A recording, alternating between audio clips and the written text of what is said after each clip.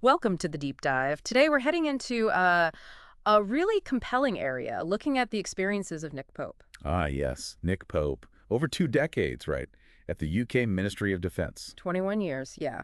And crucially, he spent time, 1991 to 94, running their UFO desk. So lots of firsthand stuff here. Definitely. You've gathered a really rich set of insights from his time there. Our mission, I guess, is to pull out the most, thought-provoking bits. Those aha moments, yeah. Exactly. The ones that might just shift how people think about this whole, well, really enigmatic subject. Get ready. Could be interesting. Okay, let's kick off with a case Nick Pope himself said really stuck with him. The Cosford Incident, 1993. Right. This wasn't just a one-off sighting, was it? It was more like a wave. A whole wave across the UK. And one story that jumps out is this guy sees this huge triangular craft and actually gets in his car, family and all, and tries to chase it. Wow. And it wasn't just visual stuff either. There's that farmer. Oh, yeah, the farmer finding his cows. Yeah. And how did that go again? He'd apparently seen a craft hovering really low over his field. Goes out later, finds all his cows just standing there, silent, in a perfect circle, facing outwards. Just weird, like deeply weird. Pope himself noted how unusual, how unsettling that imagery was. And the timing is interesting, too. Cosford was late March 93. Does that ring any bells, UAP-wise?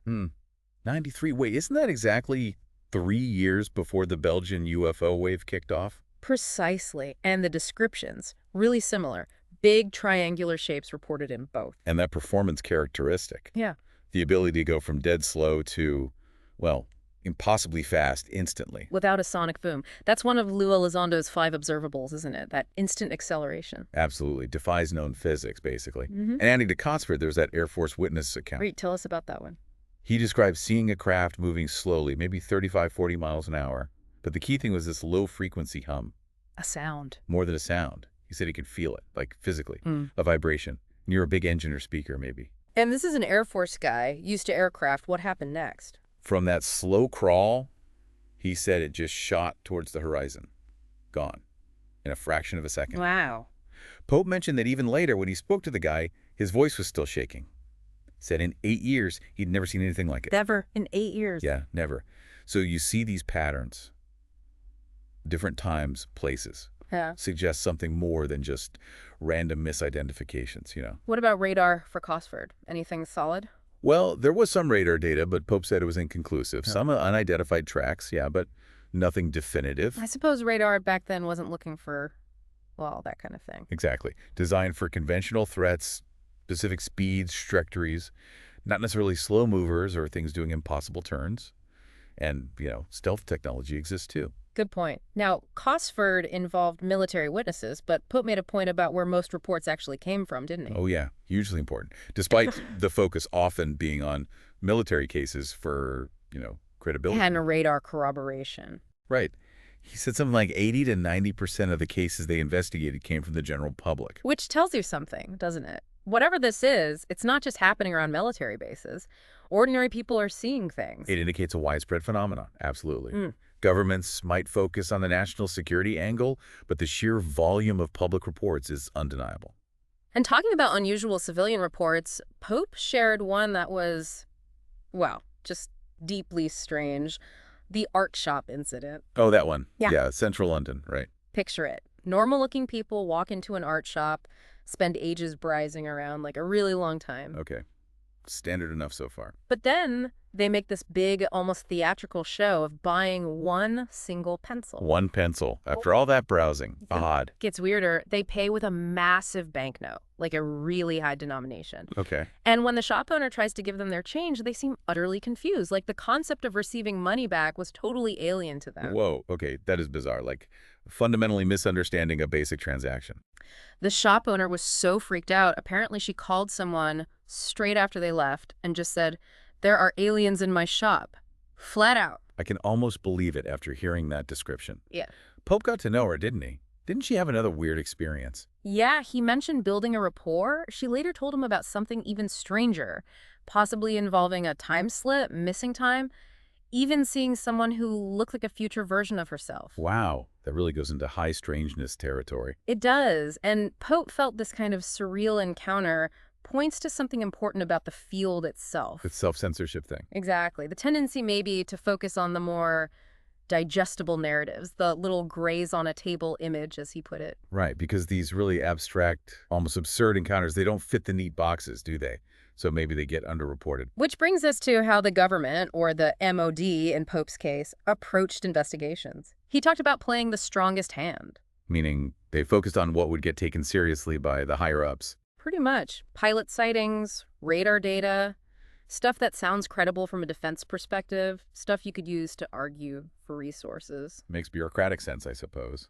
And that meant steering clear of certain types of cases. Yeah, like abduction reports, even if they were numerous. It's sort of like the whole UFO to UAP rebranding, isn't it? Trying to shed the pop culture baggage and sound more official, more serious. Yeah, a way to manage perception and keep the discussion focused on defense implications. But Pope was aware of the abduction stuff happening within government circles, Right. even if it wasn't the main focus. Oh, yeah, he knew about the volume, the similarities in reports. He mentioned awareness through things like ATIP and ORSAT, those U.S. programs. But for funding and public image, they stuck to the more conventional UAP angles. And he mentioned having contact with abduction researchers too, didn't he? People Right. like Hopkins, Mack, David Jacobs. Yes, he did. He acknowledged their work highlighted the truly bizarre, often abstract nature of what experiencers like Whitley Strieber were reporting. And that links back potentially to that art shop story again. How so? Well, David Jacobs' research, for instance, some of his work touches on accounts from abductees describing, well, basically training human-looking hybrids Training them. In what? in mundane, everyday human stuff. Mm-hmm. How to act, how to blend in, navigate society, like maybe needing to understand how buying something works. So, you're suggesting the people in the art shop, could they have been something like that? Learning the ropes? It's a fascinating, if speculative, connection, isn't it? Yeah. Suggests a level of potential interaction, maybe even integration, far beyond just distant sightings. Definitely raises some profound questions about who or what might be interacting with us and how. It certainly implies something more complex than simple observation. Okay, let's shift gears slightly. The big question. Government secrecy. Cover-ups. What was Pope's take from inside the UK system? Interestingly, he felt that within the UK system, he actually had pretty good access. He believed he was seeing what he needed to see regarding UAP information held by the UK. So, no hidden UK X-Files he felt locked out of. Apparently not within his own government. But the contrast came with the US. Ah! Yeah, he mentioned frustration there. Big time. Even in his official role, running the UK's UFO desk, he found it incredibly difficult to get information from the US, despite the supposed close intelligence relationship. So the special relationship didn't extend to UAPs. It seems not. He basically got the same official line the public got. Nothing significant happening since Project Blue Book shut down in '69. Which we now know, thanks to things like ATIP, wasn't quite the full picture. Not at all. It really highlights the compartmentalization, even between close allies. What about other countries? Russia, China? He was aware they had programs, yes, but no indication they were actively interfering with UK investigations or anything like that. And those persistent UK crash retrieval rumors. Burn Mountain, the Peak District. Pope looked. He said he found nothing in the official files to confirm any of it. No smoking gun, as far as the records he had access to showed. Which underscores how hard it is to verify these legendary stories without concrete official evidence. Absolutely. Anecdotes are one thing, documented proof is another. Okay, this brings us inevitably to one of the biggest cases of all. Rendlesham Forest, December 1980. The UK's Roswell, some call it. Though Pope actually wasn't aware of it when he first took the job, strangely enough. Really? How did he find out? His predecessor, handing over the files, apparently pointed to one specific file and called it the Crown Jewels. That was Rendlesham. The crown jewels. And what was in there? Detailed reports, including from the deputy base commander of a U.S. Air Force base on UK soil.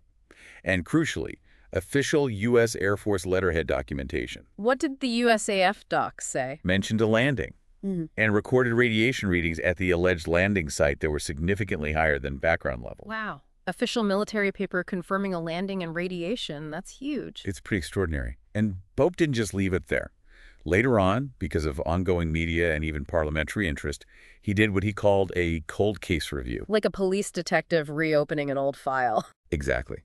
Looking at the witness statements, the evidence, trying to see if any conventional explanation held up after all that time. And did it. Nope. They went through the possibilities: aircraft, meteors, lighthouse beams, military exercises, even pranksters.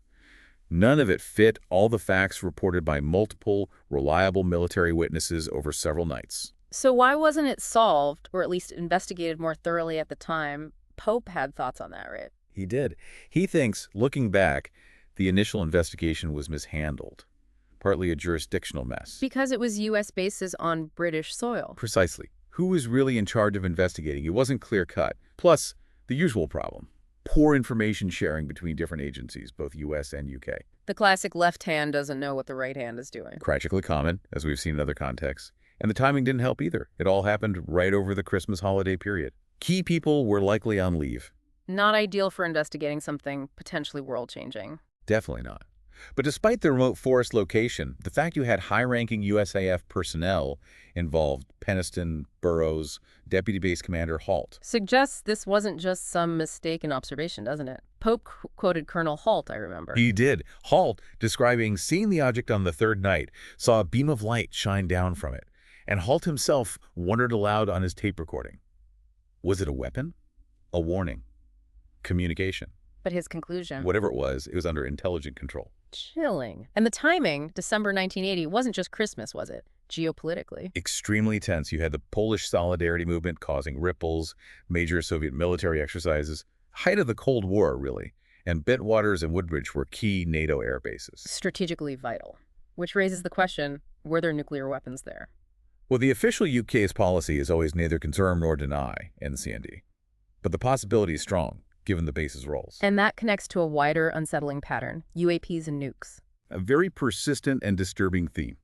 Malmstrom Air Force Base, 1967 missiles allegedly shot down during a UFO sighting. And that incident in Ukraine Pope mentioned, 1982. Yeah, a truly scary account.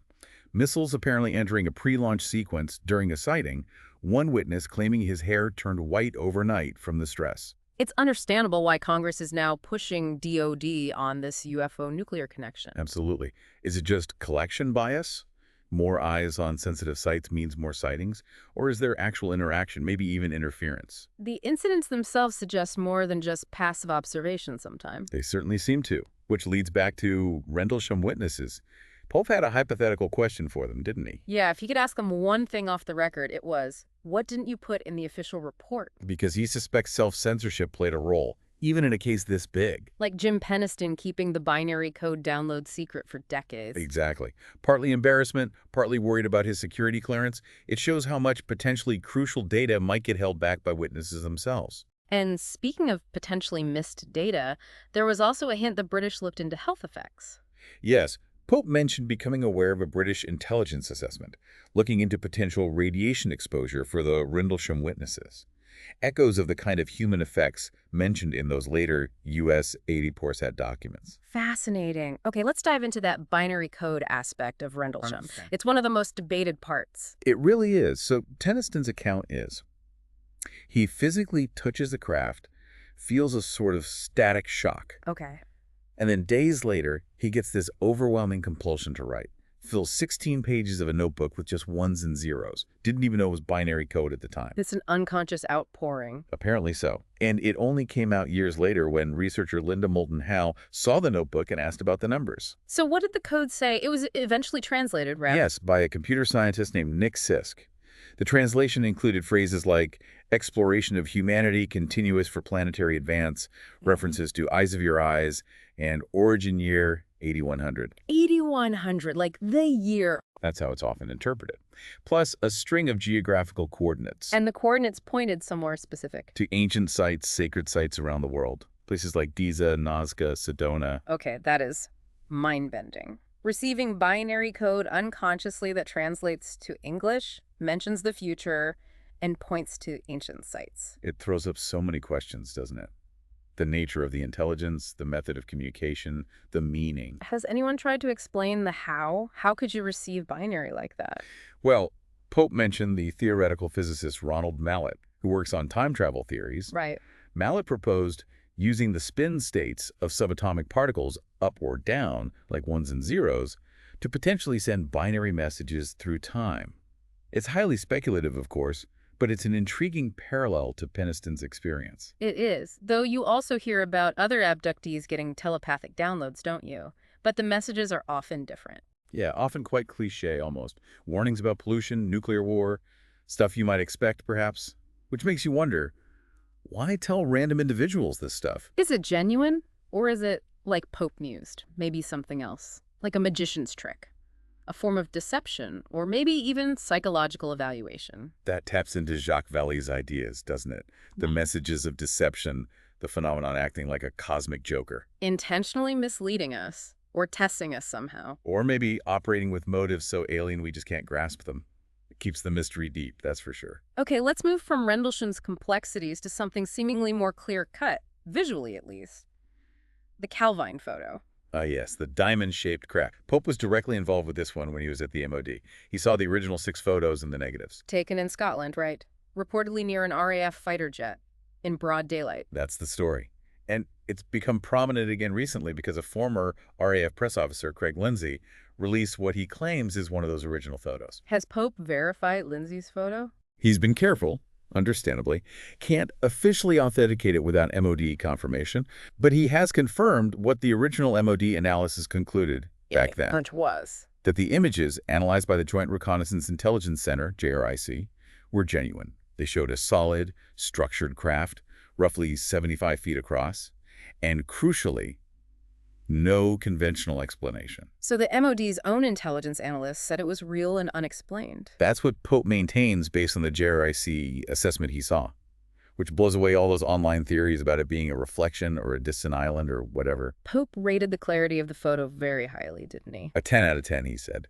The advantage of daylight, clear conditions, background features like the jet, allows for proper analysis, triangulation, size estimates. Unlike fuzzy nighttime videos, though he couldn't comment on the pilot's location, right? No classified information, presumably. But the Calvine case, based on that official assessment Pope described, remains incredibly strong visual evidence. The combo of a clear photo and an official intel assessment saying real and unexplained is pretty compelling. Definitely. Now, something a bit more shadowy. Men in Black. Did Pope encounter reports of these figures? He did. Said they'd get occasional reports from UAP witnesses claiming they'd been visited afterwards. By who exactly? The stereotypical weirdos from the movies? Not usually, according to Pope's sources.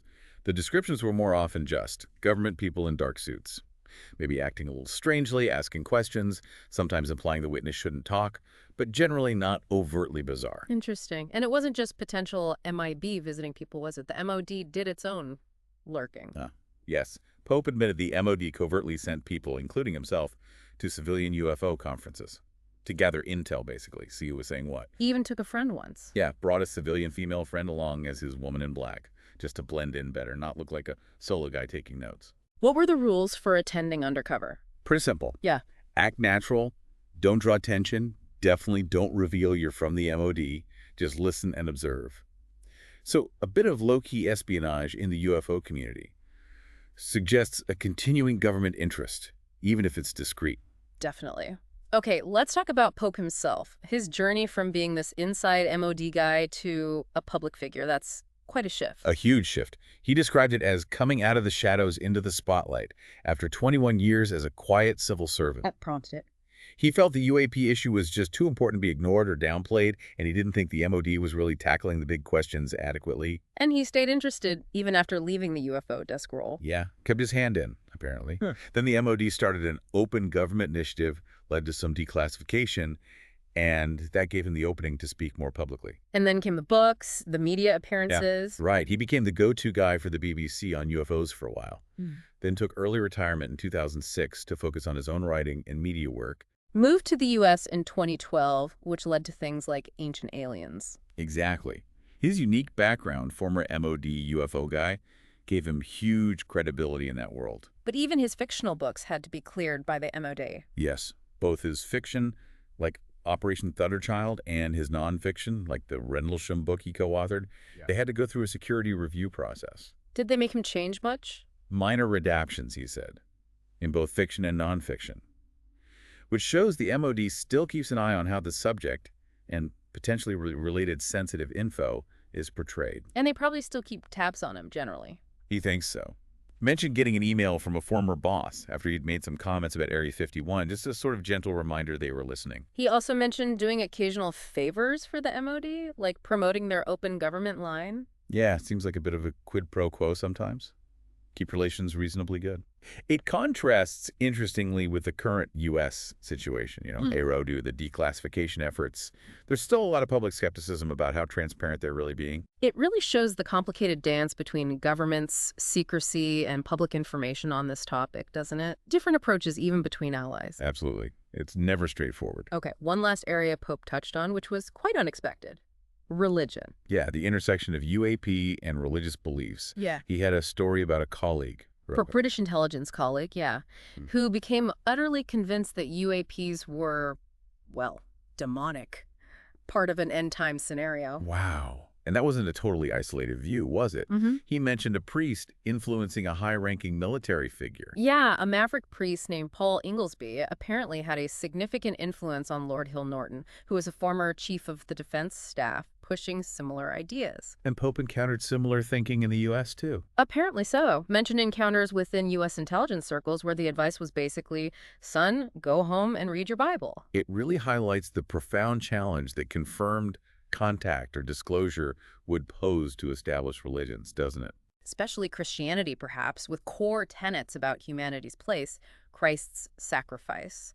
The Vatican itself has apparently been thinking about ET life for a while. And then you have the whole ancient astronaut theory as another angle, suggesting maybe past visitations influenced the very origins of some religion. Right. It opens up huge theological and philosophical questions about our place in the cosmos. It really does. The potential impact on belief systems is massive. So, wrapping this deep dive up, thinking back through everything from Nick Pope's experiences, it's quite a journey. It really is. From, silent cows in a circle and confused aliens in an art shop. To the really serious, chilling stuff like the nuclear connection, Rendlesham, that binary code. Yeah, and his insights into the layers of secrecy, self-censorship, the potential for deception, maybe even those unexpected links to religious beliefs.